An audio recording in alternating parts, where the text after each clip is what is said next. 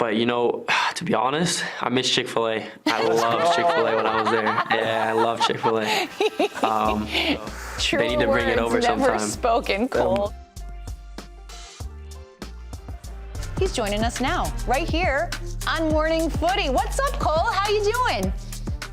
I'm doing good. How are you guys? We are great. Really excited to chat with you because it has been quite a year. You make your senior team debut for a huge club like Borussia Dortmund. You're scoring goals for your country. If you had to describe your 2024 that you've had, how would you do it?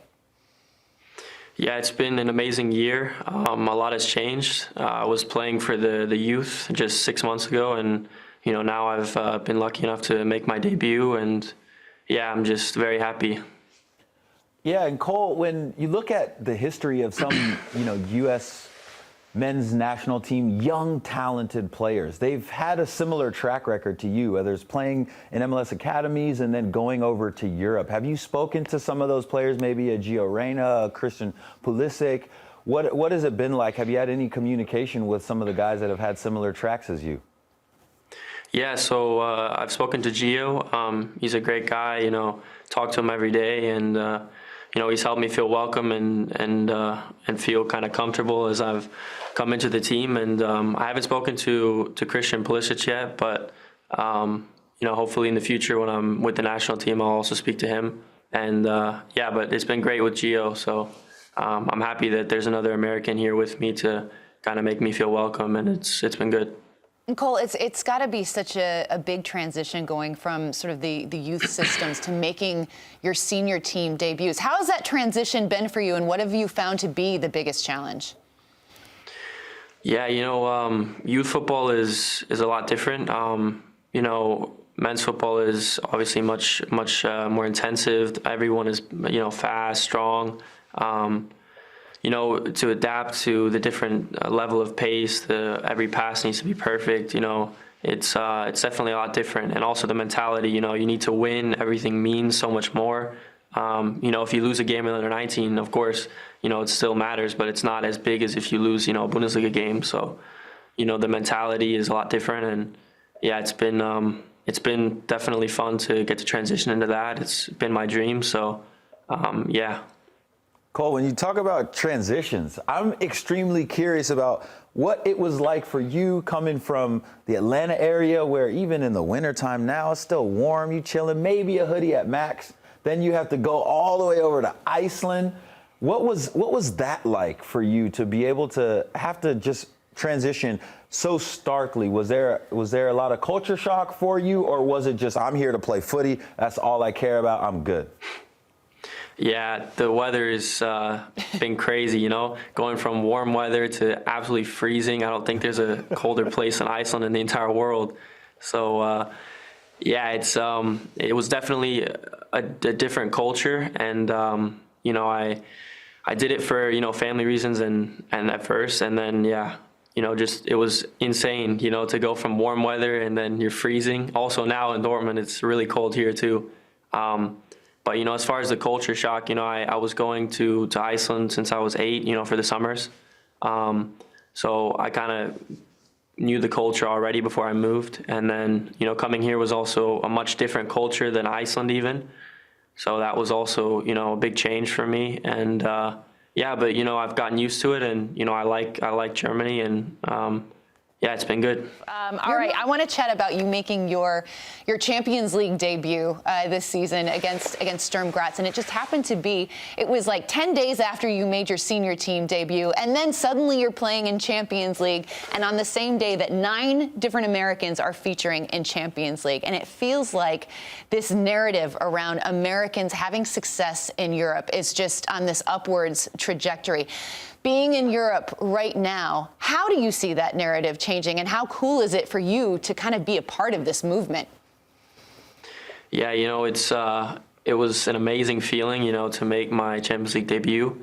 This is something that I've been dreaming towards my entire life, and for it to come true is really amazing. And as far as the way football's been going for Americans, it's really on the uprise compared to the last 10 years, and I'm very, very proud to be a part of that. And, hopefully it gets even better in the next years. Hopefully it does, and you should be very proud. And speaking of proud, confidence, swag, you made some pretty bold comments on goal.com in terms of the goals that you want to accomplish individually and maybe even collectively. Just talk to us about where those comments come from. Talk to us about where your confidence comes from. And now that you are on the biggest stage in the world, how do you continue to improve individually and collectively? Yeah, it's something that, for me, I want to win a Ballon d'Or in my career, also a Champions League. And, it's also, the biggest tournament in the world is the World Cup. And that's a dream of mine to hopefully win one day. And, as far as my confidence, I've always had that belief in myself, and also having God, to kind of lean on when things get hard is also gives me strength. And, even whenever things don't go my way, and just having that self-belief in myself, no matter what other people say or think. And just what I've learned in this last year and how much I've grown as a player and as a person, in the next 6-7 years, I can't imagine how much I'll grow and get better. And so, that's my goal, to win a Ballon d'Or and Champions League in my career. And when that happens, I'm a very happy person. Wise beyond your years, Cole. It's incredible to hear. So when you talk about, you think that you're going to, how much you're going to improve and get better. When you look at your game right now, you yourself as a footballer, what areas do you see yourself, you think to yourself, I need to evolve here. I need to improve here. What are those areas of need? Yeah, even the things that I'm good at, I still say I can improve. Nothing's perfect. I think my right foot can get better. I use mostly my left foot. Also, decision making, everything a part of my game, even what I'm good at, I can improve on. So, I'm trying every day to get better and to what I can learn, and learn also from the players on my team. And I look to improve in any way I can.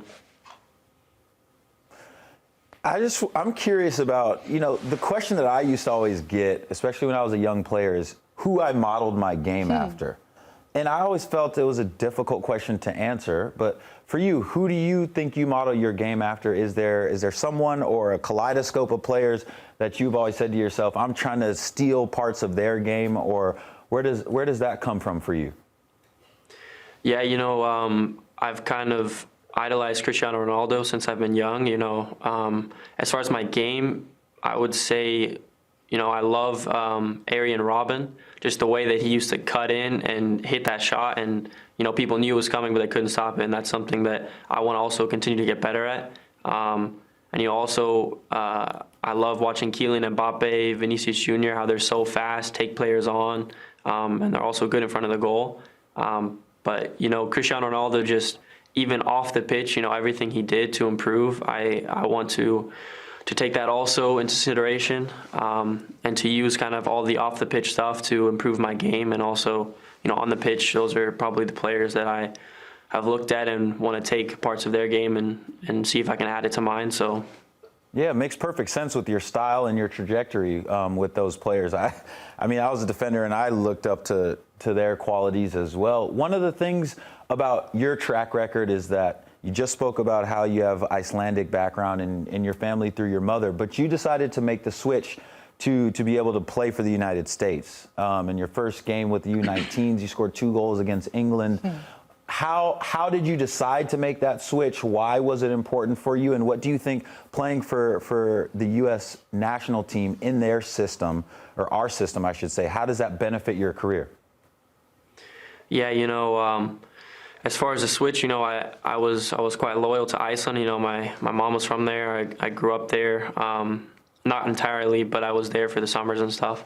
But, when the U.S. came calling and it felt like they really wanted me, the U.S. is obviously a massive, massive country, and it was an amazing opportunity. And, I decided at the end, it was the better decision for me in my career to what I can achieve. And, as far as the system, to be honest, the first time I went in the camp, just the coaches sat me down and said, look, you are here because you're a good player, so just do what you want to do, relax, have fun, and we have your back and we believe in you. To hear that they're behind you is something that is, very good as a player, to know that they believe in you. And, it also helped me to perform well and to be comfortable, and not nervous. I don't really get nervous anymore, but before, it's definitely good to have that security. And, just the mentality also, they believe, we believe that we can beat any team, and, before the France game in the under-20s that we just had, it's France, one of the biggest teams in the world. And, we just had the mentality that we were better. And, I think we showed that as well, in the results. So, I'm very happy that I made the switch. Well, you said that playing in a World Cup is one of your career goals. We've got a big one coming up in 2026. That's going to be in North America. We also happen to have a new head coach in Mauricio Pochettino, who everyone seems to be very, very excited about and what we're seeing. Have you had any conversations? Have you tried to reach out and say, hey, man, I need to be on your radar come 2026? Hit me up. What's good?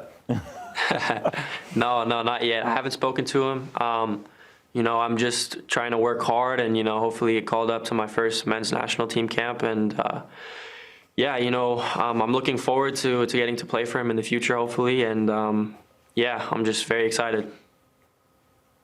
All right, before we let you go, I just want to, I know sometimes it can be, you get a little homesick, when I've lived abroad before, and there are just certain things that you miss about being home, and maybe it's food, maybe it's friends, family, what have you. But what do you miss most about living in the United States?